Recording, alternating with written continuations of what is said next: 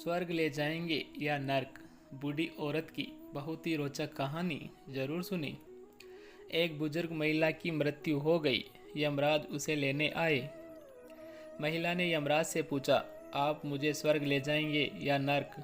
यमराज बोले, दोनों में से कहीं नहीं। तुमने इस जन्म में बहुत ही अच्छे कर्म किए हैं, इसलिए मैं तुम्हें सीधे प्रभु के धाम ले जा रहा हूँ। बुजुर्ग महिला खुश हो गई और बोली, धन्यवाद, पर मेरी आपसे एक विनती है। मैंने यहाँ धरती पर सबसे स्वर्ग नरक के बारे में बहुत सुना है। मैं एक बार इन दोनों जगहों को देखना चाहती हूँ। यमराज बोले, तुम्हारे कर्म अच्छे हैं, इसलिए मैं तुम्हारी यह इच्छा पूरी करता हूँ। चलो हम स्वर्ग और नरक के रास्ते से होते हुए प्रभु के धाम चलेंगे। दोनों चल पड़े। सबसे पहले नरक आया। नरक में बुजुर्ग महिला ने जोर जोर से लोगों को रोने की आवाज़ सुनी। नरक में सभी लोग दुबले पतले और बीमार दिखाई दे रहे थे। महिला ने एक आदमी से पूछा, यहाँ आप सब लोगों की ऐसी हालत क्यों है?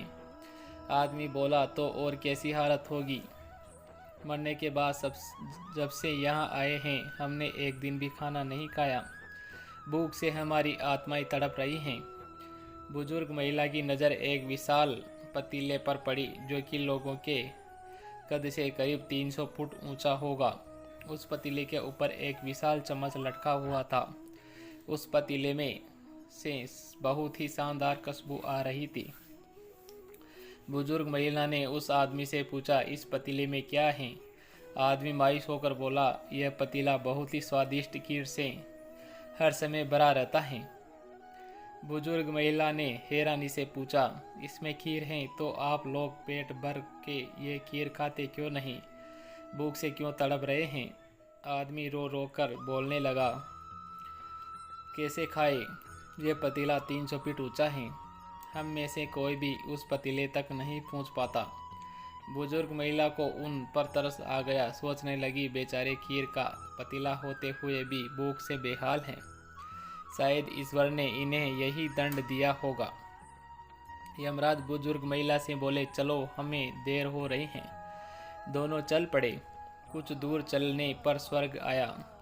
वहाँ पर बुजुर्ग महिला को सबकी हंसने और खिलखिलाने की आवाज़ सुनाई दी। सब लोग बहुत खुश दिखाई दे रहे थे। उनको खुश देखकर बुजुर्ग महिला भी बहुत खुश हो गई। पर वहाँ स्वर्ग भी बुजुर्ग महिला की नज़र वैसे ही 300 फुट ऊंचे पतीले पर पड़ी जैसा नरक में था। उसमें ऊपर भी वैसा ही चम्मच लटका हुआ था। बुजुर्ग महिला ने वहाँ लोगों से पूछा, इस पतीले में क्या है? स्वर्ग के लोग बोले, इसमें बहुत स्वादिष्ट खीर है।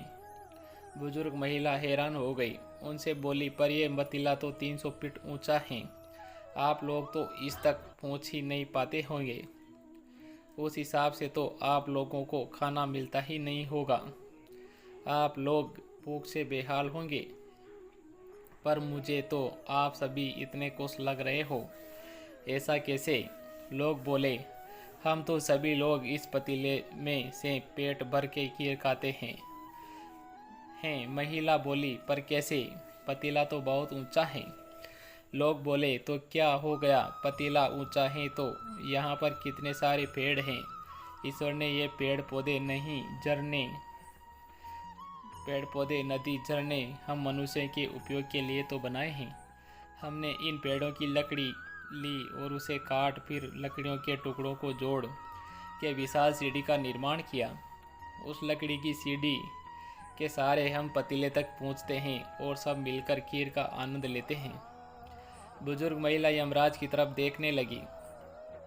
यमराज मुस्कुराए बोले, ईश्वर ने स्वर्ग और नरक मनुष्य के हाथों में ही सौंप रखा है। चाहे तो अपने लिए नरक बना ले, चाहे तो अपने लिए स्वर्ग। ईश्वर ने सबको एक समान हालत में डाला है। उसके लिए उसके सभी बच्चे एक समान हैं। वे किसी से भेदभाव नहीं करते। वहाँ नरक में भी पेड़ पौधे सब थे, पर वह लोग खुद ही आलसी हैं।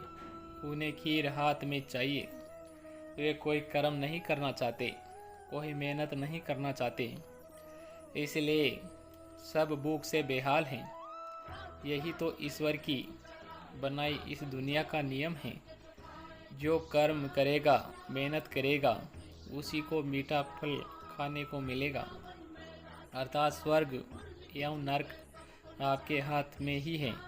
मेहनत करे, अच्छे कर्म करे और अपने जीवन को स्वर्ग बनाए, स्वर्ग जैसा बनाए।